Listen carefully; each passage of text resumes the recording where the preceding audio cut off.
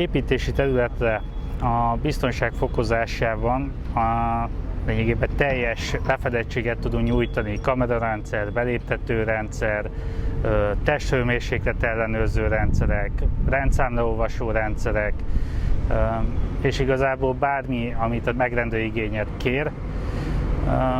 Integrált rendszerek, egy felületről elérhető rendszerek, tehát ez mind a portfóliónkba tartozik. Telepítettünk itt a Lotte projekten egy biztonsági rendszert, aminek célja, hogy a beléptetés az kontrolláltan történjen az építkezésre.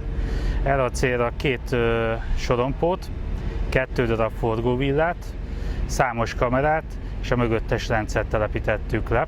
Fontos volt, hogy az őrök munkáját azt minél jobban tudjuk segíteni, tehát a kiskapukat is próbáltuk a legkisebbre szedni, tehát nincsen igazából áthaladás itt a területen, felvonási területet csak ezen a konténeren keresztül lehet áthaladni. A további bővítések céljából akár hőmérséklet ellenőrzés, egy fűtött teremben tudjuk ezt megcsinálni, tehát a fals testhőmérséklet adatokat így kicsit limitálni tudjuk, pontosabbá tudjuk tenni.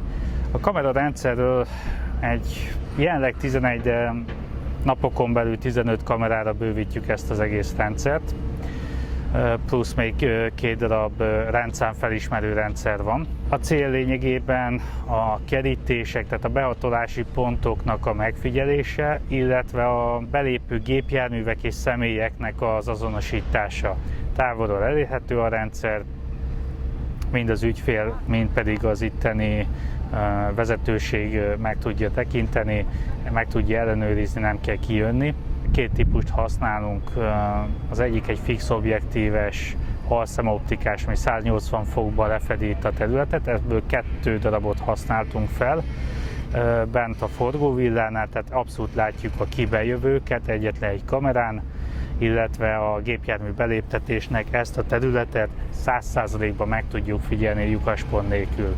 A többi kamera az egy motorzoomos 5 megás, illetve 8 megás kamera.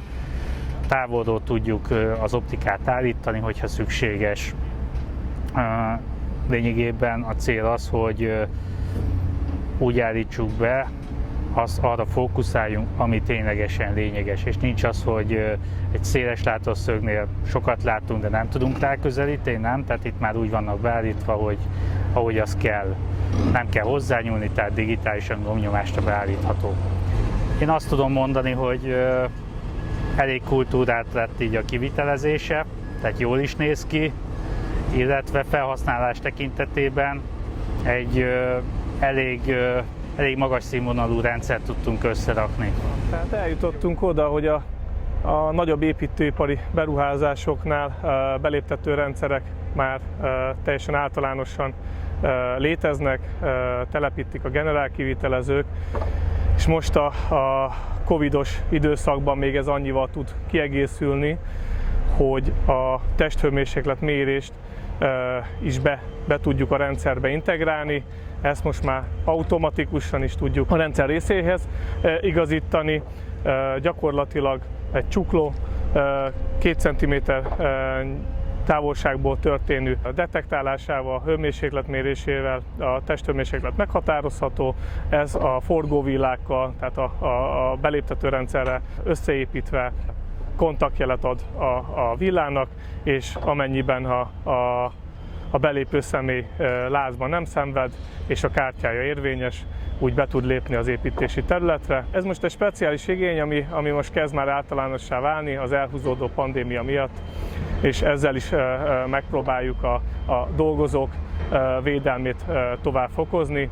Egy jó példa arra, ahol a vagyonvédelem, őrzésvédelem, illetve a dolgozók védelme, munkavédelem összekapcsolódhat. Az építkezéseken a vagyonvédelem, tehát az ideérkező nagyértékű eszközök védelme, illetve Az ellenőrzött beléptetésre egyre nagyobb igény van, ezeket egyrészt technikai felszereléssel, infrastruktúrával lehet nagyon jól védeni, illetve megfelelő humán erőforrással, akik megfelelő képzés birtokában részesei tudnak lenni egy 21. századi építkezésnek.